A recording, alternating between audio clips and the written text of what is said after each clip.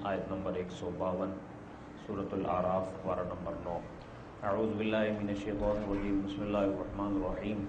ان الذین اتخذوا العجل سینالهم غضب من ربهم وذلۃ فی الحیاۃ الدنیا وکذلک نجزی المفترین والذین عملوا السیئات ثم تابوا من بعدها وآمنوا ان ربک من بعدها لغفور رحیم۔ صدق اللہ العظیم۔ کل کے سبق میں ہم نے پڑھا تھا سامری نے ایک بچھڑا بنایا اور اس میں مٹی وغیرہ ڈالی اور اس میں آوازیں آنا شروع ہوئیں، شعبدہ دکھایا اور موسیٰ علیہ السلام کی قوم کو گمراہ کر دیا۔ موسیٰ علیہ السلام واپس آئے، شدید غصے میں آئے اور پھر اپنے بھائی ہارون کو بھی مارا، ان کے سر کو کھینچا، جو قرآن نے اس کا ذکر کیا۔ اور اس کے علاوہ چونکہ نبوت میں وہ بڑے تھے، اور اس کے علاوہ پھر سامری سے خطاب کیا کہ تم نے یہ کیا کیا؟ تو اس نے کہا تھا کہ بس میرا نفس نے مجھے گمراہ کر دیا، مجھ سے غلطی ہو گئی۔ فرمایا کہ تو نے یہ سارا کچھ اس لیے کیا تھا کہ لوگ تیری پوجا کریں، تجھے بڑا بنا لیں۔ فَاذْهَبْ فَإِنَّ لَكَ فِي الْحَيَاةِ أَن تَقُولَ لَا مِسَاسَ، 16ویں پارے میں آتا ہے کہ جا، اب تیری سزا یہ ہے کہ زندگی میں اللہ تجھے ایک ایسی بیماری لگائے گا کہ اس کے بعد تجھے کوئی چھوئے گا نا تو تیرے جسم کو کرنٹ لگے گا، تم پریشان ہو۔ تو کیا وہ اس کو ایسی بیماری لگ گئی؟ اب وہ جو اس کے قریب آتا ہے وہ کہتا ہے لا مساس، بھائی مجھے ٹچ نہ کرنا، آپ کی مہربانی، مجھے ٹچ نہ کرنا، مجھے تکلیف ہوتی ہے۔ یعنی وہ اس نے مقصد کیا تھا کہ سارے میری پوجا کریں، تو اللہ تعالیٰ نے عذاب بھی وہ دیا کہ اب وہ کہتا ہے کوئی مجھے ہاتھ بھی نہ لگائے۔ چنانچہ پھر اس کے بعد اس کے وہ بچڑے کو آگ میں ڈال کے جلا کے خاک کر دیا گیا اور اس کو مٹی میں اڑا دیا گیا۔ یہ شعبدہ باز میں نے ذکر کیا ہر دور میں ہوتے ہیں۔ شاہ عبدالعزیز محدث دہلوی شاہ ولی اللہ رحمۃ اللہ علیہ کے بیٹے ہیں، ان کے پاس ایک عیسائی آیا اور آ کر کہنے لگا حضرت قرآن سچا ہے؟ جی ہاں سچا ہے۔ تو بائبل، ہم کہتے ہیں بائبل سچی ہے، تو فیصلہ کیسے ہوگا؟ کہنے لگا ایسے کرتے ہیں، آگ جلاؤ دلی کے بازار میں اور اس میں آپ قرآن کو ڈال دو اور میں بائبل کو ڈال دیتا ہوں، تو جو جل گیا وہ غلط ہوگا اور جو نہ جلا وہ صحیح ہوگا۔ اب شعبدے تو اس طرح کے ہیں۔ اب آپ ہم جیسے بھی کہیں جی ہاں بات تو ٹھیک ہے جی، کیا قرآن مجید کی صداقت کی یہی دلیل رہ گئی؟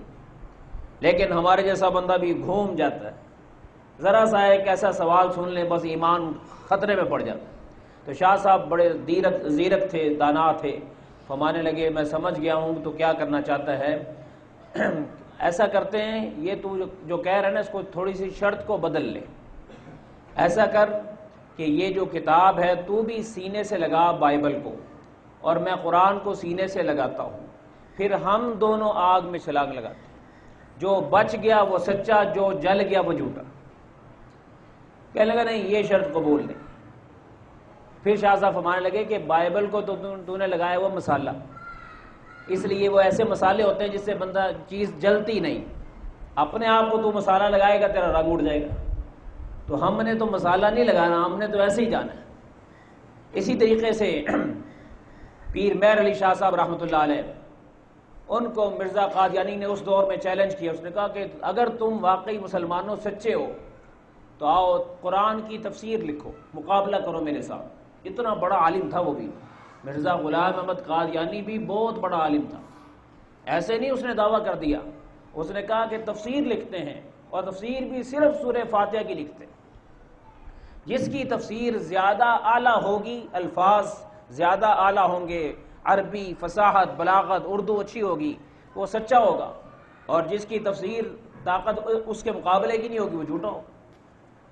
تو پیر مہر علی شاہ صاحب رحمۃ اللہ علیہ نے اس وقت میں جواب میں کہا ٹھیک ہے تیری شرط قبول ہے، لیکن ایک شرط اور ہے کہ خود نہیں لکھیں گے، کاپی رکھیں گے اور کاپی کے اوپر قلم رکھیں گے، اور جس کا قلم خود تفسیر لکھنا شروع کرے گا وہ سچا ہوگا، اور جس کو ہاتھ سے لکھنی پڑے وہ جھوٹا ہوگا۔ اس طریقے سے وہ کہنے گا نہیں نہیں لکھیں گے ہم، تو اس کا جواب اس طریقے سے دیا گیا۔ تو یہ ہر دور میں کرشمہ ساز آتے رہتے ہیں، ہمیں ان چیزوں کے پیچھے اب نہیں پڑنا۔ اللہ نے سچی کتاب دے دی ہے، لوگوں کے اعتراضات کے پیچھے ہم جوابات دیتے رہیں، زندگی اسی میں گزر جائے گی۔ اس لیے خدا را قرآن مجید عمل کے لیے ہے، قرآن مجید پہ بلیو کیجئے، یقین کیجئے اور اس کی آیات سے ہدایت لیجئے، سبق لیجئے، اور زندگی میں 6666 آیات میں سے میں نے کتنی آیتیں اپنی زندگی میں زندہ کی ہیں اس کا جائزہ لیجئے۔